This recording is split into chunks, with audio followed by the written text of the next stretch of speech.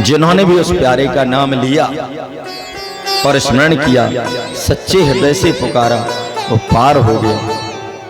और सिर्फ भाव से पार नहीं महाराज, ये तो अपरोक्ष विषय है।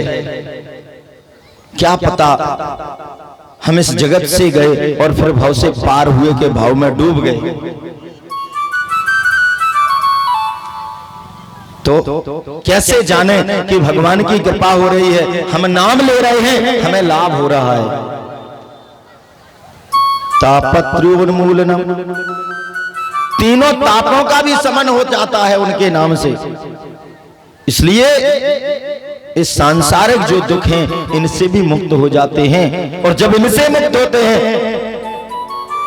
तो स्वाभाविक सी बात है कि इस जगत के जन्म जन्मांतरों के जो हमारे पाप कर्म हैं, कल्प कल्पांतरों से, युग युगांतरों से जो कलमश हैं, उनका यदि शमन कर देते हैं तो फिर भव सागर से पार होना बड़ी बात नहीं। इसलिए रुक्मणी रमण भगवान सदा प्रत्येक के यहां विराजमान है। बस हम उन्हें किस रूप में प्रतिष्ठित कर रहे हैं ये हमारे ऊपर निर्भर है।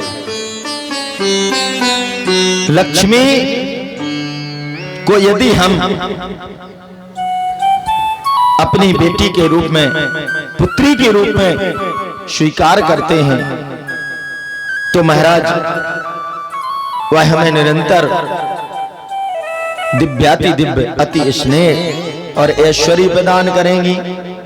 लक्ष्मी मैया की बड़ी कृपा है, लक्ष्मी मैया की अनंत कृपा है। और इस संसार में, जगत में बिना उनकी कृपा के कोई कार्य संभव नहीं है। आज यदि इतना भव्य और दिव्य आयोजन हो रहा है तो लक्ष्मी मैया की ही कृपा से है। बगैर लक्ष्मी के क्या संभव है? कभी नहीं। लेकिन हम यदि पुत्री के रूप में अपनी लक्ष्मी को स्वीकार करते हैं तो सत्कर्मों में सन्मार्ग पर अपनी लक्ष्मी को अर्पित करेंगे। और यदि हमारी बुद्धि दुर्बुद्धि हो गई, हमने लक्ष्मी को भोग्या के रूप में स्वीकार कर लिया, तो सत्कर्मों में हम लक्ष्मी को अर्पण नहीं करेंगे, वरन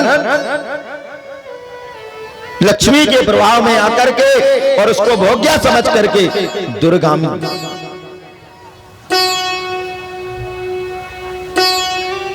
ऐसे विष्णु में और अन्यत्र कार्यों में हम अपने आप को, स्वयं को, इस मानवीय देह को नष्ट कर देते हैं। तो यहां शिशुपाल ने जब लक्ष्मी को अपनी भोग्या पत्नी बनाना चाहा तो महाराज कन्हैया प्यारे आए और लेके चले गए। और ऐसे ही हम संसारियों के जीवन में होता, जब व्यक्ति धनी मानी होकर के कुछ नहीं समझता तो एक ही झटके में पता चला इनकम टैक्स की रेड पड़ गई और सारी लक्ष्मी जी सरकार के पास पहुंच गई। लक्ष्मी जाएगी तो साथ ही साथ कलंक देके जाती हैं। रात में डाका पड़ गया, क्योंकि लक्ष्मी को यदि पुत्री रूप में स्वीकार किया और जहां लक्ष्मीपति का ये दिव्य भव्य आयोजन है, जहां लक्ष्मीपति भगवान की लीला है और वहां अर्पण नहीं किया, बेटी बड़ी हो, विवाह योग्य हो, और यदि हम विवाह नहीं करते हैं जो, तो फिर बेटी स्वयं वरण कर लेती है और स्वयं वरण करेगी तो बेटी ही जाएगी, साथ ही साथ कलंक देके जाएगी। इसलिए यथा योग्य, यथा समय, यथानुकूल जब बेटी सयानी हो, अर्थात लक्ष्मी सयानी हो घर में, तो उसे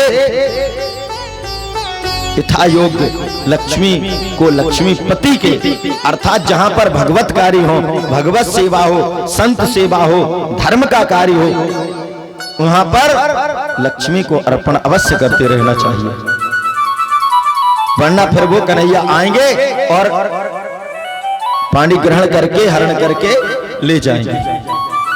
और अनेकों के जीवन में ऐसा होता है। महाराज बड़े जोड़ जोड़ के रखे थे पैसे, क्या बताएं, और एक रात को रिश्तेदारी में गए कि उसी रात सारे बक्से। जय श्री राधे। तो अब महाराज द्वारकाधीश बड़े ही आनंद से रहते हैं। रुक्मणी रमण भगवान कहते हैं एक सत्राजित नाम के राजा के पास कुछ